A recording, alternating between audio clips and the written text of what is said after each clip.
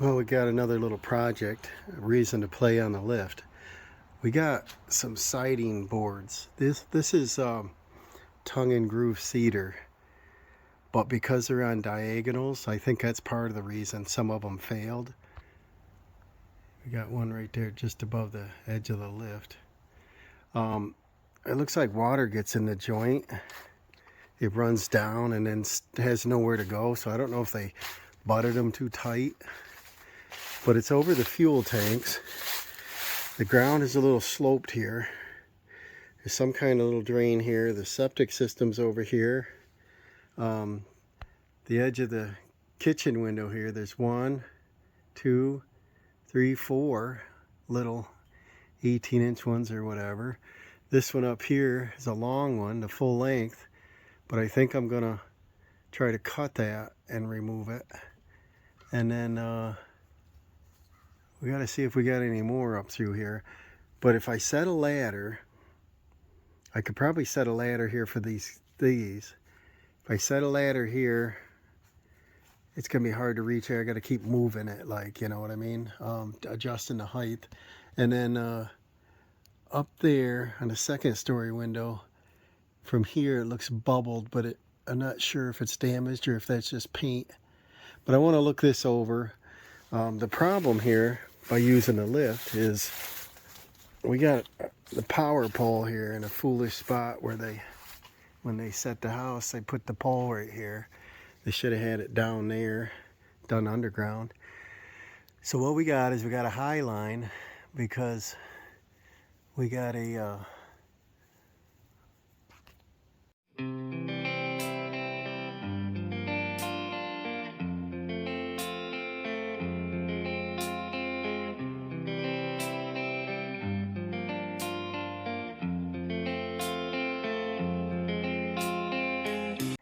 we got the high line running up here with a transformer on it. So that reduces it down to 220. There's 1, 2, 3 guide wires. They all come down here in the flower bed. Kind of ugly. And then it does go underground right here. So tell me why they didn't stop the pole here and do the whole thing underground. I don't know. But when I go to lift the lift up, it's probably going to come real close to them cables. Now, the high line is up there and the service line's over there. This is cable and phone. So it's a low voltage, 24 volt or whatever. So I'm not concerned with touching anything. And this is, like I said, just grounds. And I don't even know if you want to call them grounds because they're just, they're not actually grounded there. They're, I think the pole, yeah, the pole is grounded over here. I think they're just guide wires for tension. So I got to get the lift in on a diagonal so that it can reach over there. The lift itself will reach, but I don't want to hit them guide wires. So I want to snake that lift right in close to the corner so I can swing it left and right and up. Let's see if I can get it in there without hitting the deck. You guys remember how we did this from last time, right? That's why it was going a little hard. That rigger was hitting the ground. Oops. But it looks like as long as we can level the unit up, that's all I care about. So I gotta lower the tongue down. Well, I got it in here as close as I dare. Still not sure I can reach it. I have a ladder standoff that pushes your ladder out away from the building, but the end caps are damaged and missing. And I was gonna get new ones and forgot, never did. If you look closely here, it's strange that cedar siding would rot like that. But they butted the window and caulked it, but somewhere apparently the water gets trapped. So I see 4 boards right here, and then that one up there, and it looks like above the window might be something, I don't know. But you see how tight we are with the propane tanks. Let me show you what I initially do. You see this bubble? Pretty much in the center. You just crank these arms to get it as level as you can. And then when you're jacking, it raises the tire up. When it raises the tire, the sensors will clear. Let's see if this thing will. And axle switches are good. Everything's good. So we'll fire this thing up, and I want to see if it'll reach, you know, go up and reach. If not, this will waste of time, but it's good practice, because when I get to a job or something, you know, the more practice you have setting it up is the least amount of time spent there. And I'm at home. But standing back here, see, all them look really good up there. And then you get down to about right there. That one don't look too good. It's like cupped inward. So I want to replace it. We got almost all the leaves off the tree.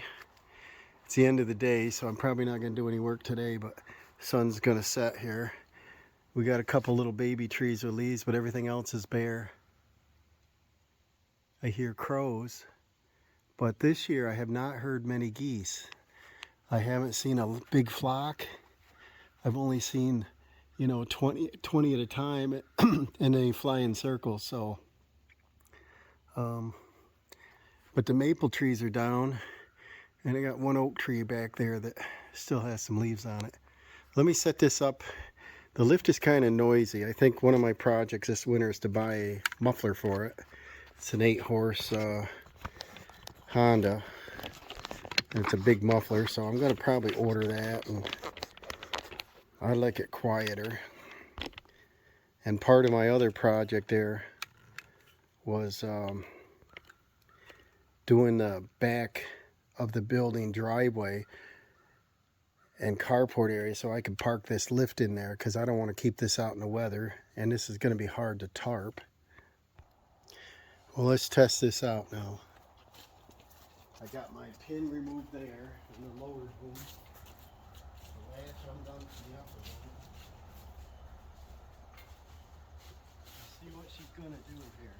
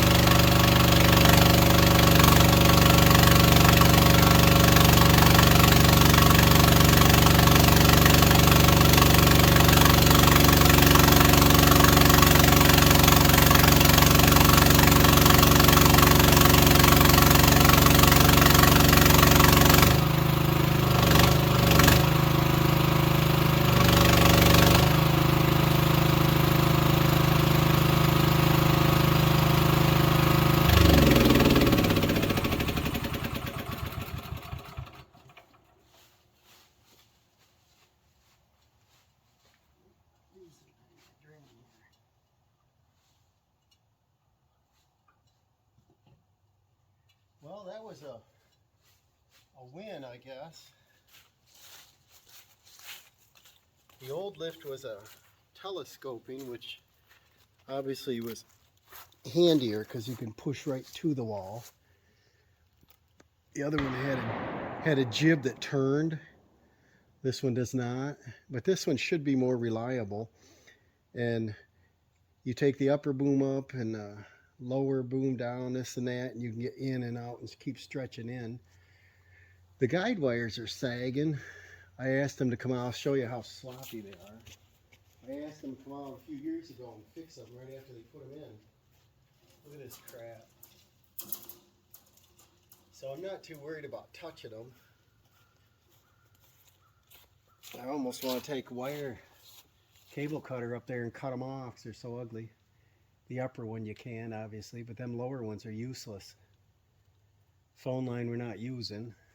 But this looks like it's a win. What I got to do is get out my oscillating tool so I can cut them, a square pencil, probably a circular saw, maybe cut down the middle or up an inch or so that I can remove the groove and you know, or the tongue so I can remove the board. And then these over here, I'll have to do just one of those and then the rest will pop out. And just get some lumber and get it stained. I've got stain left over. Get some caulk. I think I got that left over. And try to get this job done before it gets cold out. This should take probably just one day tomorrow if I can do it. The weather holds off.